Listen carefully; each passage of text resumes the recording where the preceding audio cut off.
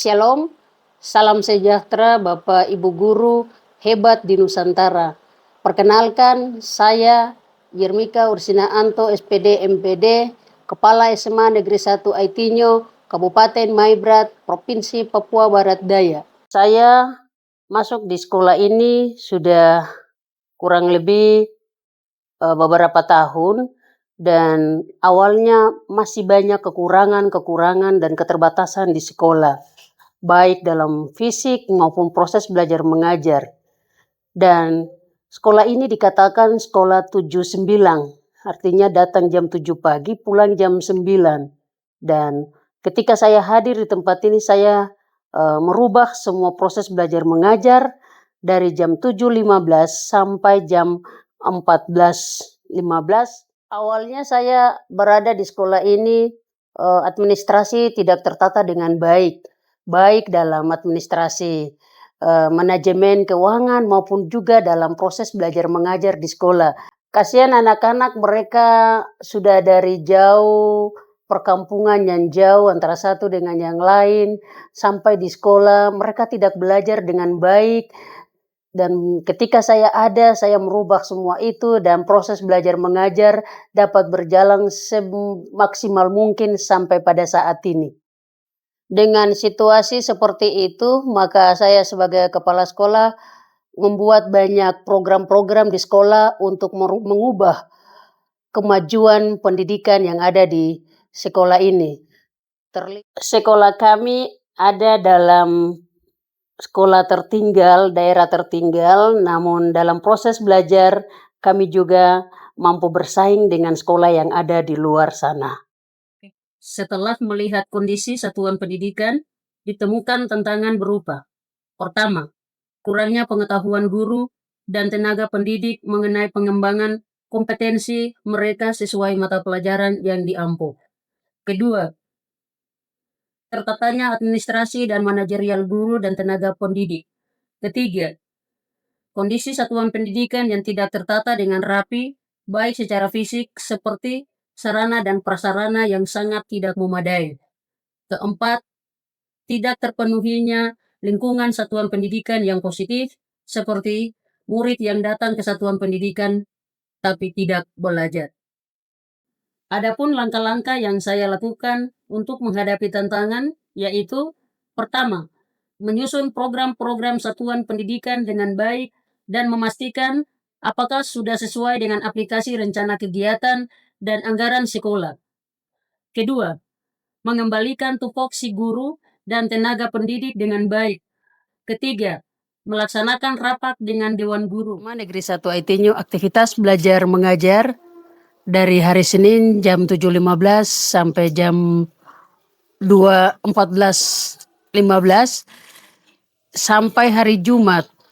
Dan di hari Sabtu kegiatan pembersihan lingkungan sekolah, kegiatan OSIS, yaitu ibadah OSIS, kegiatan-kegiatan olahraga lainnya, dan juga ada kegiatan-kegiatan dari luar yang dilibatkan di sekolah.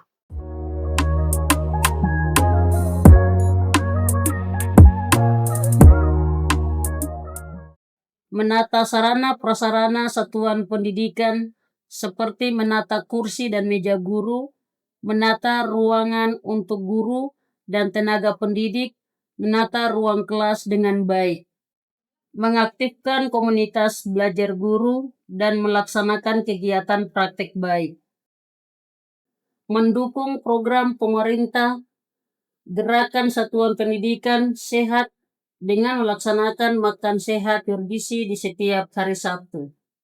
Meningkatkan kompetensi guru dengan melaksanakan in-house training, dimulai dari pengenalan pendekatan pembelajaran, budaya positif, dan penyusunan rencana pembelajaran mendalam. Untuk Satpas, tolong membantu untuk memperhatikan fasilitas yang ada di sekolah, menyampaikan tupoksi masing-masing wakil kepala satuan pendidikan sesuai dengan bidangnya. Melaksanakan supervisi terhadap guru agar guru dapat merefleksi diri dalam pembelajaran, seperti fokus pada strategi pembelajaran dan asesmen yang digunakan. Mengimplementasikan refleksi bulanan pada guru dan tenaga pendidik di satuan pendidikan.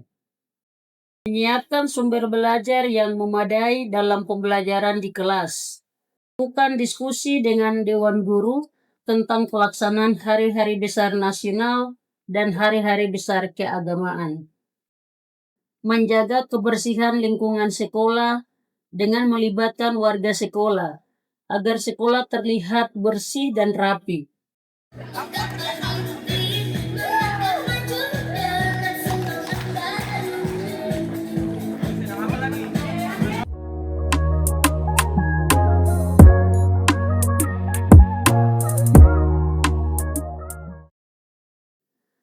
Menjadi kepala satuan pendidikan di tengah carut-marutnya administrasi bukan beban, melainkan panggilan hati untuk melayani integritas, apalagi dengan berbagai keterbatasan yang dialami. Kepemimpinan bukan tentang posisi yang paling tinggi, tetapi kemampuan untuk melaksanakan dan meningkatkan kualitas pembelajaran di satuan pendidikan. Sebagai pemimpin, kepemimpinan pembelajaran dan kepemimpinan manajerial serta kepemimpinan sosial sangat penting untuk dilaksanakan agar satuan pendidikan dapat menjadi satuan pendidikan yang berkualitas dan berdaya saing.